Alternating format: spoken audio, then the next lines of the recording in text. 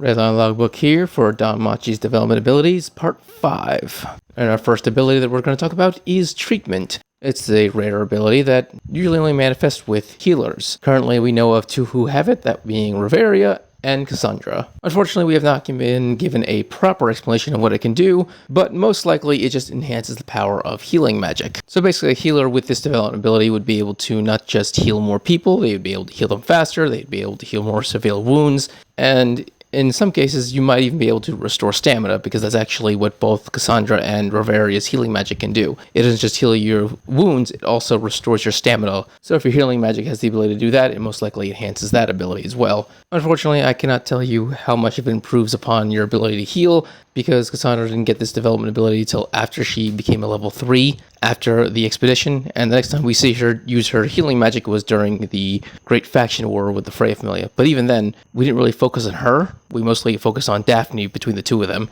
and so we don't actually get to see how much her healing magic has improved. Unlike in most development abilities, where I can give you a general increase between I and S and such, this time I really can't do that. And as for the way you develop this development ability, obviously you need to just keep healing people over and over again. Next up is the development ability Strong Defense. The name is pretty obvious what it does. It increases your defensive stats. The adventurer who has this ability that we know of is actually Garth, and if you know anything about Garth, the guy is the frontline tank of the Loki Familia. The guy has, on multiple occasions, used his own body as a shield to protect his Familia. The two most famous times was actually once against the Demi-Spear for the first time, where he literally used his own body to block a giant fireball, protecting everyone else. And the second time, he used his body to protect his weaker Familia members against Crozo magic swords. This happened during the Zeno incident.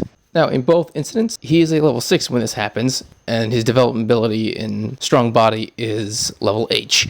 And when he gets hit by both attacks, he's able to tank them pretty handily, which is definitely impressive because the Demi-Spirit is a level 7 monster, and so its magic attacks are on another level. And Garth himself straight up mentions that Welf's magic sword is on par with Riveria's magic when she's holding back. And she's a level 6 mage. So time and time again, his body, partially because of his stats, but also because of this development ability, he's able to take attacks which should be able to kill him as a level 6. And so Strong Defense is probably the best example of a development ability, allowing a user to, in one certain way, surpass their level. Obviously, the only way you can get this development ability is if you get hit a lot and survive. In other words, most people won't be able to get this development ability because they'll just die. But Garth is a dwarf, so he's got a pretty sturdy body. Next up is Escape. Escape is actually a pretty rare development ability, mostly because you can only attain it at level 4 or above, and there just aren't that many level 4 adventurers out there. This development ability allows the user to increase their speed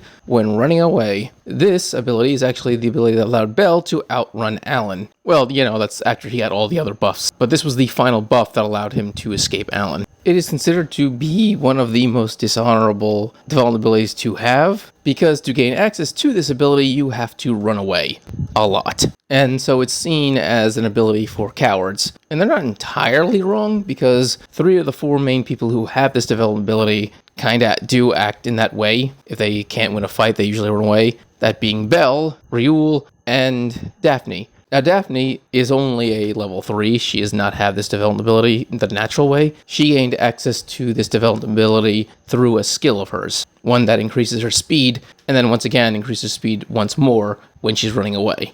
That's why she has this development ability, even though she's still only level 3. The final individual who has this development ability is actually Chloe, because she lived her entire life as an assassin. And so as part of her career, if you can call it that, she basically would kill and run away, kill and run away, kill and run away. That was kind of her thing. So Escape is basically a natural development ability for assassins to develop. Okay, next development ability is Fist Fighter.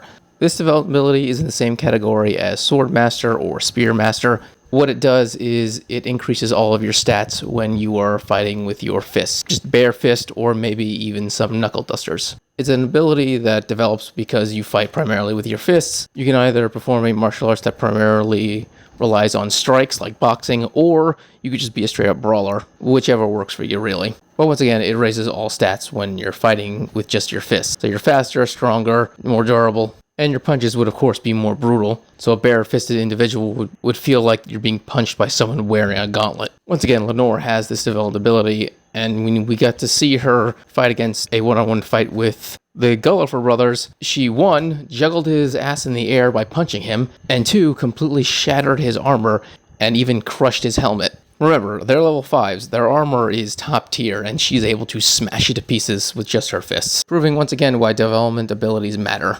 I'm going to end off on a development ability that I couldn't even guess what it does. It's called Initiative. And Initiative is only held by one individual, that being Finn DM. And the literal definition of Initiative is you do things on your own without having to be told what to do. Which, yeah, that does sound like Finn. He is the leader, so it makes sense that he would be able to take initiative.